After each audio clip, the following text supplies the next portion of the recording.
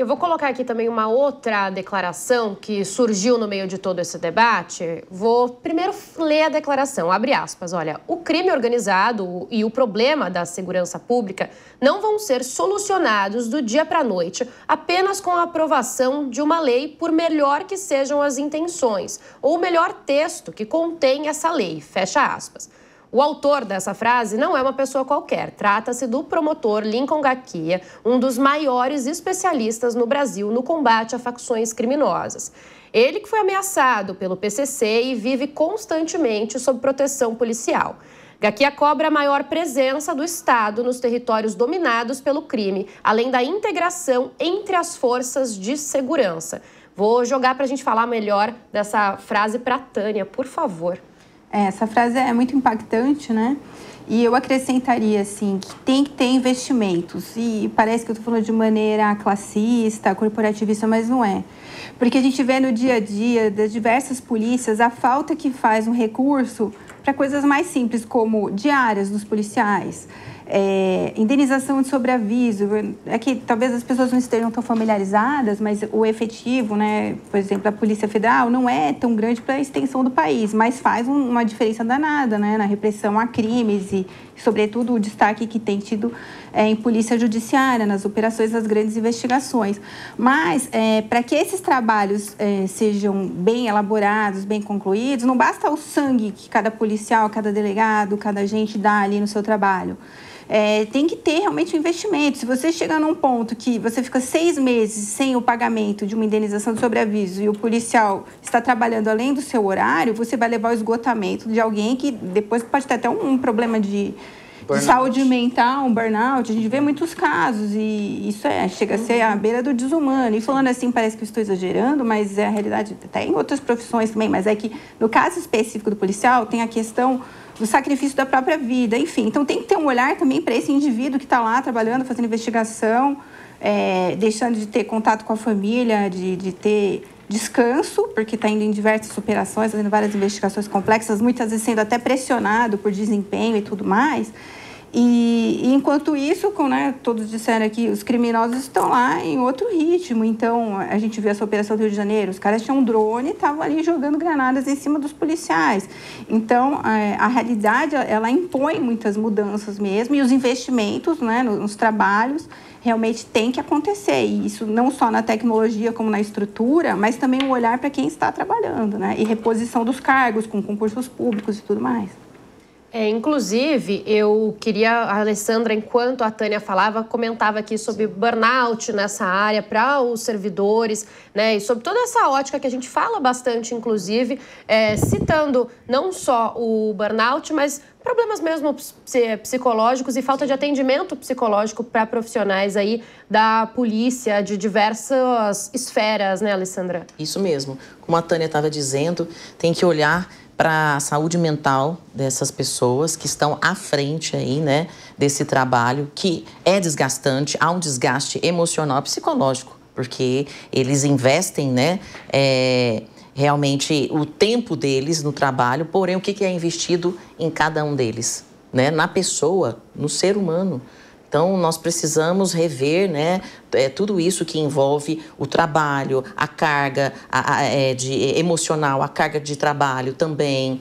Tudo isso tem que se levar em conta. Além também, claro, ali do salário, né, que acredito que, não sei, no estado de São Paulo, eu sei que está defasado, nos outros estados também, né, Tânia?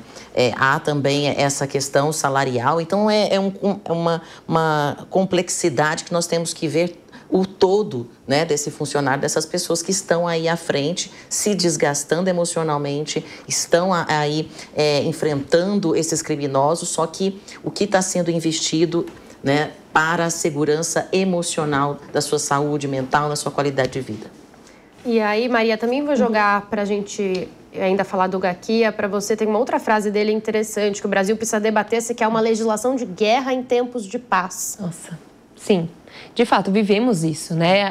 Dados já comprovam 30% do território brasileiro hoje as pessoas estão sob o crivo do crime organizado. O crime organizado, eu sempre digo isso aqui, se fosse uma empresa, seria uma das que mais lucra no Brasil, com cerca de receita que se sabe de 60 bilhões de reais, fora que está presente em mais de 20 países. Ou seja, também uma multinacional. Exportamos produtos de qualidade, não é mesmo, Brasil? Sendo muito sarcástica aqui para os nossos ouvintes. Mas, de fato, e aqui, Bia, eu destaco que o papel da inteligência nesse momento que a gente vive, ouvindo alguns especialistas falarem e até próprio mencionar aqui os casos no combate local. O crime organizado, ele está nos locais. Quem é que compra ali? É o local. Por exemplo, a própria GCM, e destacar o papel da municipalidade nesse contexto, né? A GCM, que agora teve a questão do debate de virar polícia ou não, de qualquer maneira está ali nas investigações com a troca do tráfico na Cracolândia, que também cessou a Cracolândia. Enfim, a questão do local no combate às operações. Então,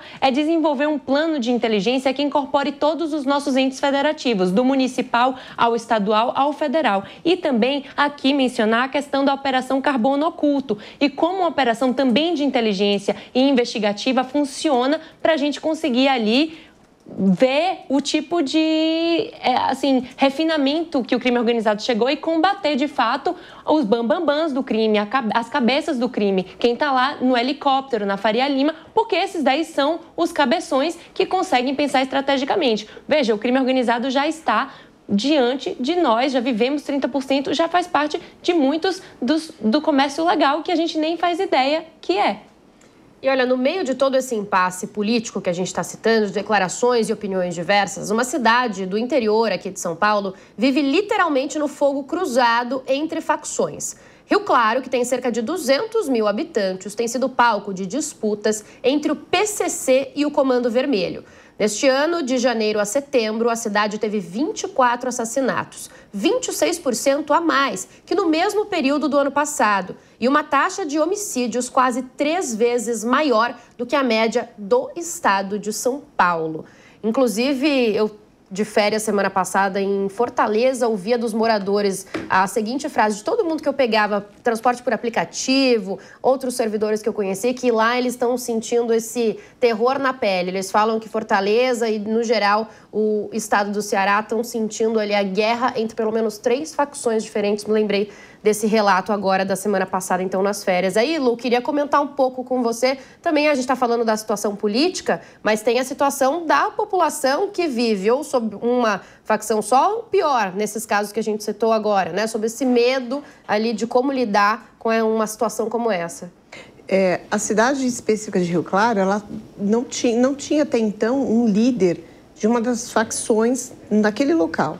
Então, ela se tornou um ponto estratégico tanto para o PCC quanto para o Comando Vermelho.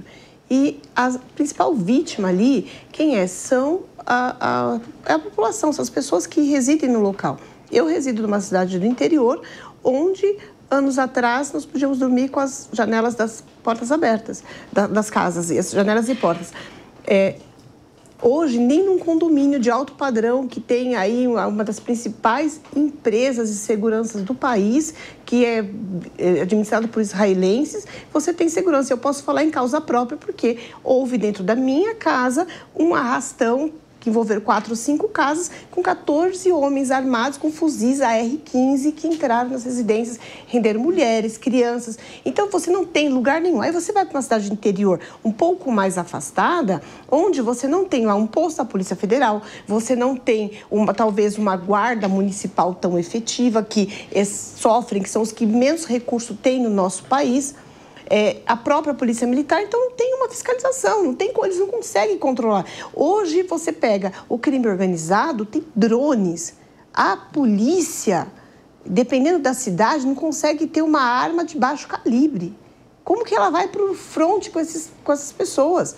Então a gente vê hoje a população acuada, a polícia local acuada e o crime organizado crescendo. Então, nós precisamos de 20 anos para conseguir se equiparar. Agora, o desvio de dinheiro nós temos aí 1000 situações sendo divulgadas na mídia aí de atos de corrupção, sendo que esse dinheiro poderia ser investido em educação, investido em saúde, investido na própria polícia, porque o policial tirou a farda e ele vai para casa, Ele tem medo de ser abordado na rua, ele tem medo de andar com a farda dele na rua. Um promotor de justiça, quando se aposenta e ele é ameaçado, ele não tem escolta depois. Um juiz, a mesma coisa. Um delegado federal, piorou. Então, assim, o salário não é condizente com a segurança do próprio agente público ali na defesa. Foi falada da questão psicológica desses agentes. Gente, imagina você sair de casa e deixar a sua família sem saber o que volta. As imagens lá do Rio de Janeiro